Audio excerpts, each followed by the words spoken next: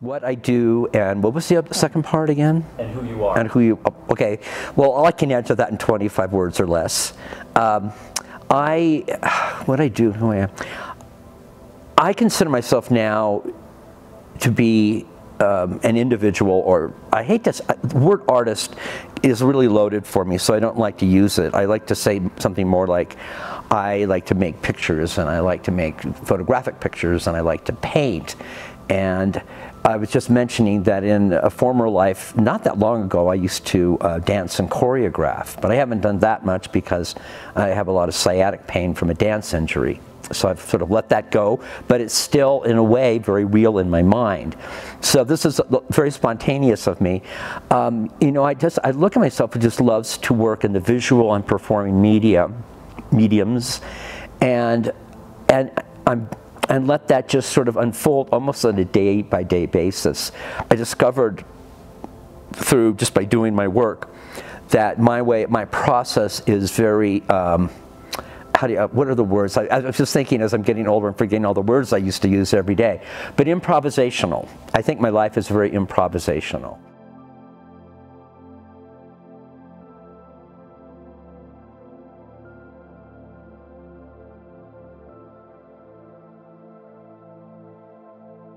Well, this, I guess that's interesting, kind of segues right into that. I just let it unfold naturally.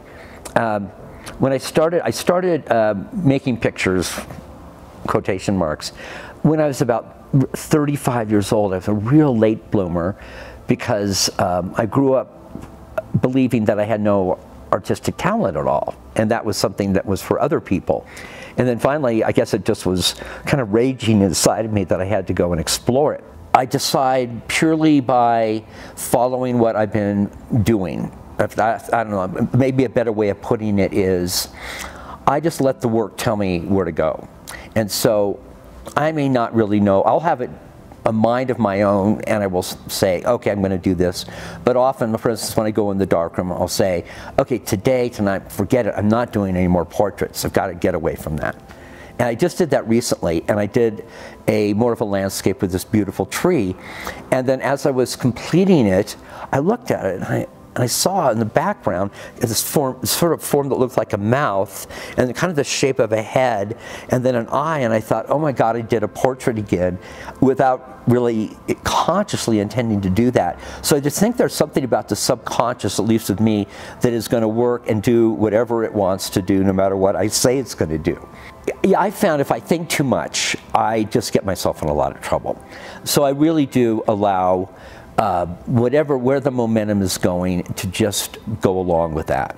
Recently, I've been doing more portraits and really manipulating them in the darkroom. In fact, destroying them almost, and to see what is there. And at the same time, I'm painting. So I'm doing both of this during the day, or sort of in the evening, because I'm kind of, during the day, I'm trying to do the work end of everything. So I'm painting, and those are all completely abstract pieces. Completely abstract pieces. So I think I'm just inclined a little bit more in the darkroom to be creating something having to do with the, you know, this representational of the body or something.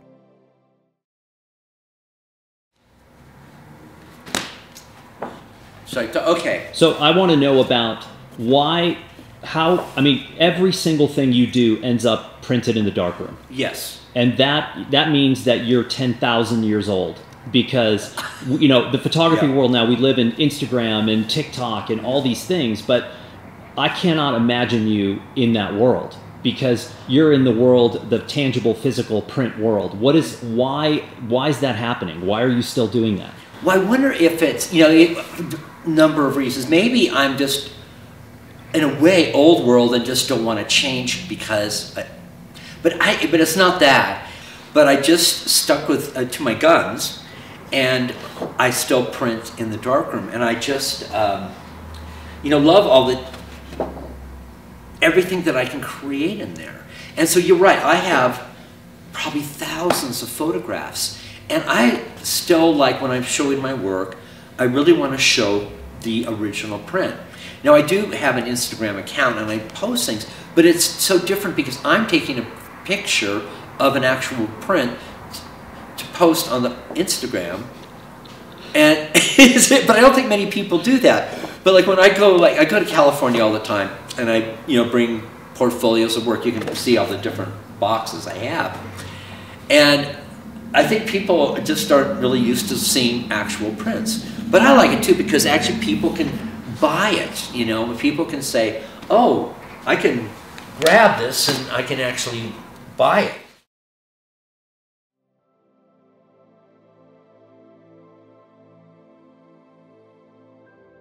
You know, I think if there's only one thing, I really do like photographing people, and I like something about people's faces. They're just there's so much to explore in a face. Now I really believe too that most of this portraiture I'm doing is really self-portraiture.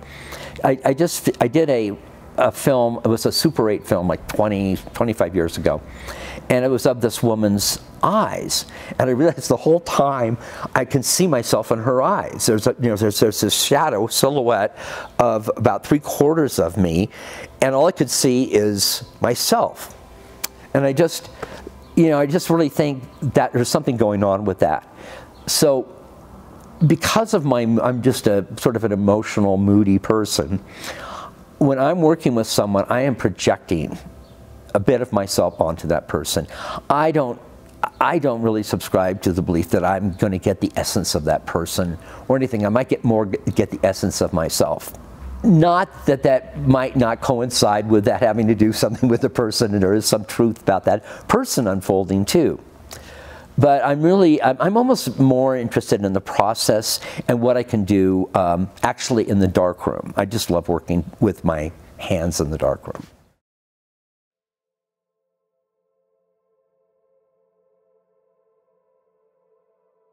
It's both now.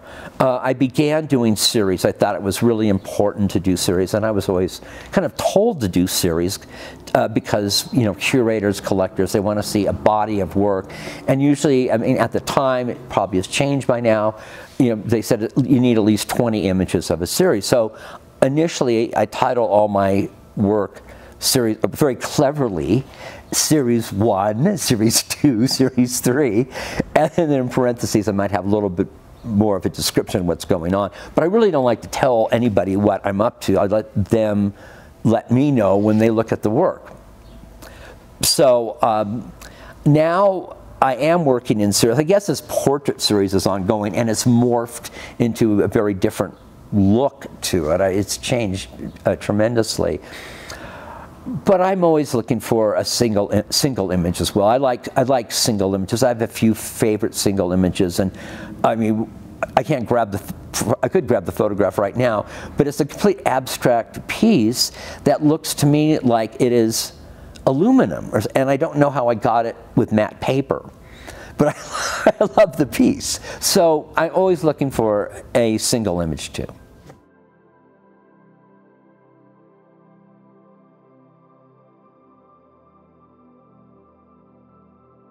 Yeah, the darkroom is my place. I really don't let anybody in. I mean, not that that won't happen sometime, mainly because it's a disaster. My enlarger's falling apart, everything is a mess. But I kind of like that, I guess. Or if I didn't like it, I wouldn't be doing it. So I still use, which I've used years and years and years, it's just Ilford matte, it's fiber-based, multi-grade paper. I usually print 20 by 24 because that's about as large as I can go in my darkroom. What else? I used to use Ilford chemistry, but it was very toxic for me, and I began getting a really severe rash all over my body. So now I'm working with something a little more environmentally friendly, and I keep forgetting the name of it. But it's a more. Is it Sprint? No, it's Eco something or. It's funny that I don't remember the name of it, but mainly it's Ilford. I mean, I use the Ilford paper, but what I find remarkable is that it's matte, but I get it to look like everything else that it isn't. And so I use the chemistry. I do use I use a lot of different toners because I like being able to add some sense of color to the work. Color, I don't know if that's the right word, but I don't want it to be just purely black and white.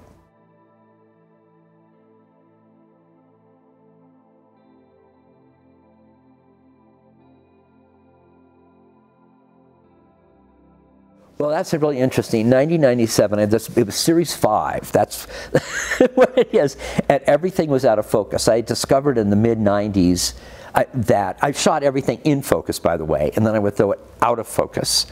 A lot of people at the time wrote, "Oh, Robert Stivers does this soft focus photography," and I'm thinking, no, it's not soft focus. It's out of focus because that means something different.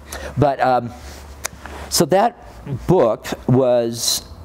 I have to be careful what I say here, was originally going to be with a certain publisher. It fell through, and then I thought, oh, darn. And then a man named James Crump, who started Arena Editions, about that time. At that time, mine was the very first book he published. Adam Foose was the second book, which came out about 2 or 3 weeks later.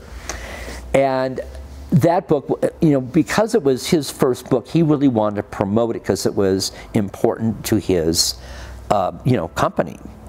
And that was led to my first New York City solo show, and it led to a number of, write-ups in the Village Voice and the New Yorker, other magazines, and then in a way it led to being part of a group show at Pace McGill, where I was really with some very heavy hitters. That was a long time ago. But it was essential. That book really did it. I don't think books work that way anymore. I think that was part of the end of the golden age of photography books. For instance, this particular profile, this negative of this woman, I've done, I let it just fester in the, I make special, I'm kind of an alchemist. I make special chemistry and trays, and I let things get sort of very distressed. So this is such an odd piece because it got so distressed of spots formed. But this is, a different version of the same image. And I just love investigating all the different possibilities. We look at, I have quite a few of her. And I tend, once I do that, I tend to often make a grid of all the different possibilities. And I find that fascinating because I don't think, like with the self-portrait here, this is this is a self-portrait. When I first moved to Santa Fe, was 1991 or so, and I had rented this home where they were doing construction. And I just thought I'd place myself sitting in the middle of it. I love that picture. And and then, okay, so here I have this one. This one's just, I have one that's straight where it's not, I don't know where it is, of course, but where I'm not split in half. But what I decided to do, I hope it's here, is I did one and I painted on it. So this is the same picture, but I decided, so I've been painting on the gelatin silver print. So this is acrylic on a gelatin silver print.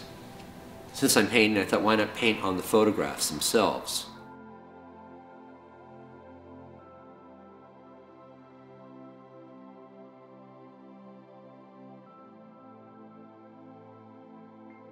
Well, I like to believe that it is a positive force. So I always bring this list of collections because it's, I mean, there are always better lists. Everybody has a better list. But it's my list, and it's with, you know, it's with the Metropolitan Museum, the Getty, and most of the, you know, Center for Creative Photography, the, you know, a lot of reputable museums. And then there's certain people, I really stay away from the listing celebrities because I think, well, what is that? But a lot of people like that. But I will say that I think the list gives credibility, and that should positively impact a new show. But in reality, I really don't know. People just sort of glance at it and say, oh, that's very nice. But they end up looking at the work. And the work seems to be the most important thing. And Lord knows what people like anymore. It really is. It's not who I was or why somebody collected me. It's nice, but people say, well, okay, thank you. Now what do you have to show me?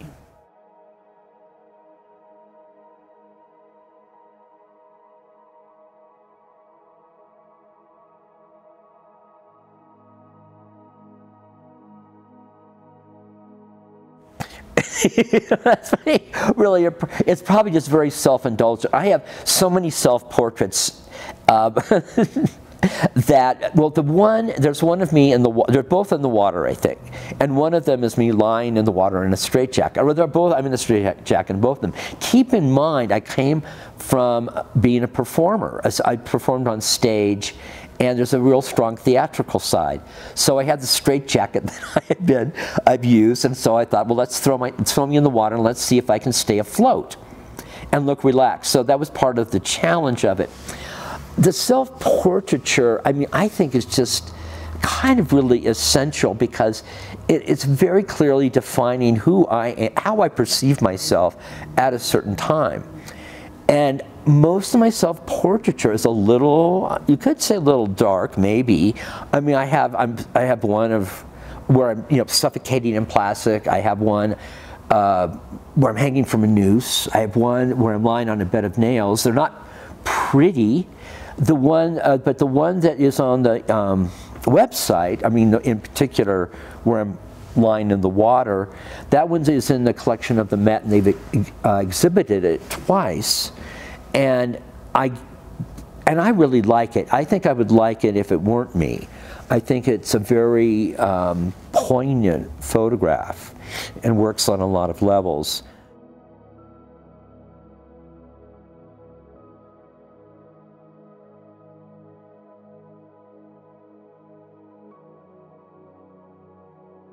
Yes, there is. And I mean, for quite a number of years now, photography has been taken in by major museums, and I don't really think there should be, oh, this is art and this is a photograph, although people still do that.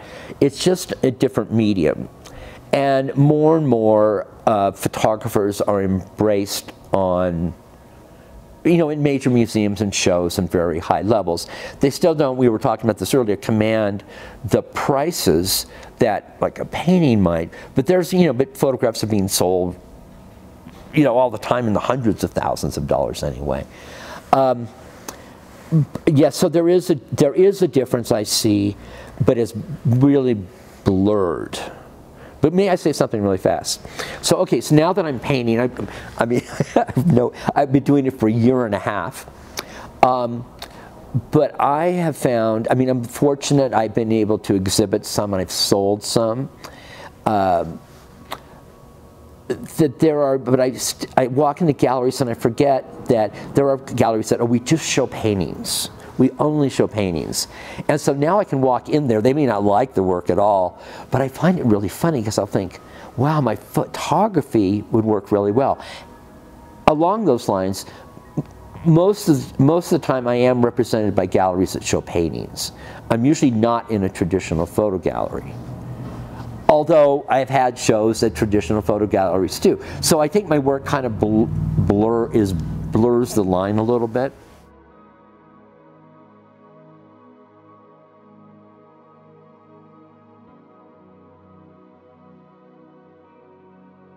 It's worked well for me.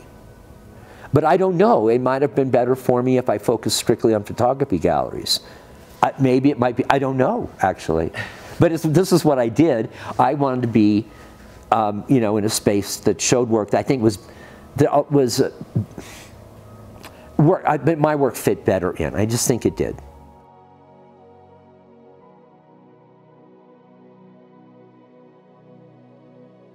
Wow, that is, I don't know. I mean, we'll find out. What I'm trying to do, and it's always, is I like to just show up every day and just keep working. And I would like to think that things, I might have like kind of a rebirth. I mean, I've had things go very well. I've been lucky to make a living as an artist for over 30 years. And because this is my only source of income. And so I have to, I mean, I hate to tell you, my overhead has gotten so crazy, I have to sell a lot of work. But I don't make work to sell, if that makes any sense. I make work that I just believe in and I love and I want to do. So at the end of the day, even if I don't sell anything, I have something I said, wow, look what that's pretty interesting what I did. And if I thought, oh, what's popular today, I think I would just have portfolios of work that somebody else did because somebody else wanted me to. So, I mean, I'm turning 70 this year, but I'm full of energy, creative energy, and I really hope that things keep, you know, going in a direction of exhibitions and sales.